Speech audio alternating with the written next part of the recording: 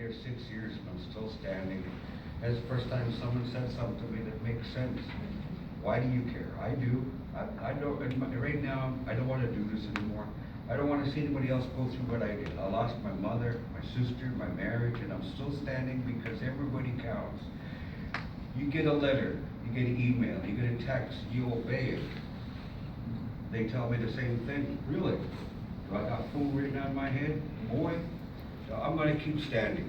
They took something from me, and that was my blood. Not one of them said they just handed us pretty words. I'm going to kick it under the rug and walk away. Nah, man, I told you I'm coming. I'm going to keep standing because I really don't want to see anybody else go through this. You know, I went through depression, suicide. I got an alcohol problem for a while that I had to deal with. Anger and rage. I got to walk. Don't you just hate them? You get kind of tired of hearing it. You know, she texts me and said that if I could come here, okay, I'll come, I'll check it out. You know, the only way this is going to work is if everybody gets up, get involved, say something, sign a bill. You know, I keep saying all my life, we're all natives of planet Earth. Everybody looks at me like I'm crazy. But you pray to the same man I do up there. You know, no, man, get up. I'm not going to stop. I'm going to keep going. I want to see this. I want to see more and more people get involved, say something. I had to teach my children. Call 911. Now what do? I have 3 girls, 6 sons, 10 grandchildren, labor great-grandchildren. I constantly worry about it. I'm walking the streets alone and I don't care. I care about what's happening around me with the community and the people. It's not about just one life, it's about all of us. We live here, this is our home. They tell you to do this, you jump, and they tell me, and I said, boy, I suppose you're gonna show me how to do that.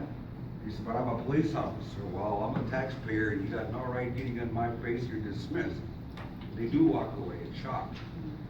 You know, man, I hope this passes. I hope it goes through because I watch the news, I read the social media all the time, and I see what's happening.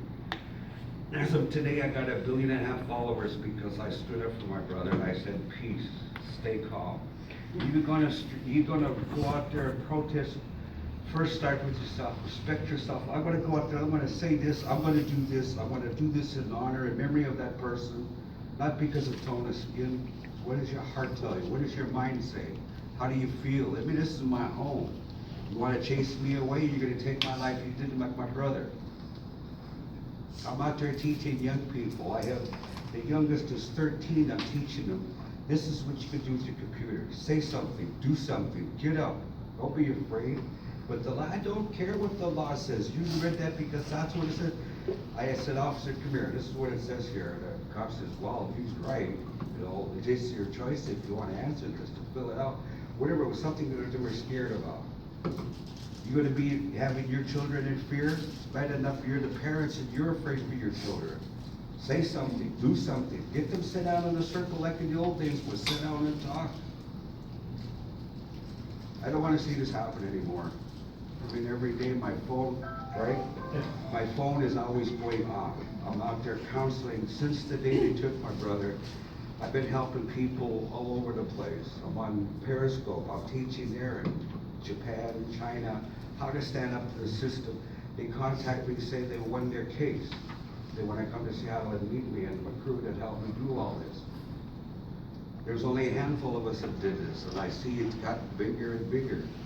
Keep your heart open, keep your eye open, stand up, this is our home. The officer doesn't like it, well, you're dismissed.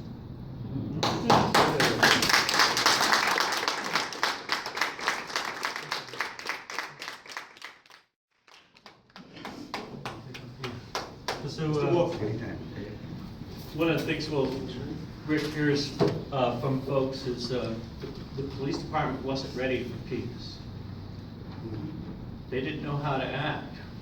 When somebody who, as Andre said in an earlier meeting, had reason, you know, and could be motivated to act out, he chose peace, and they were not ready for that.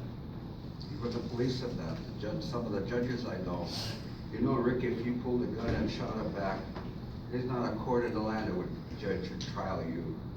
So you want me to higher myself or lower myself to your standards. I wanted to honor who my brother was.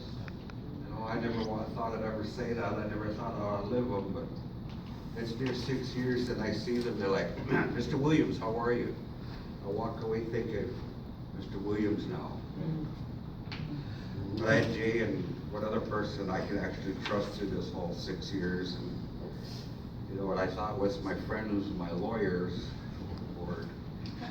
I'm glad I had Jay and Doc with me that I'm able to talk about this instead of actually telling them what I think of them. You know, I'm not gonna lower myself to that. I'll stand my ground and keep my temper in check. Find out that's what's hurting me.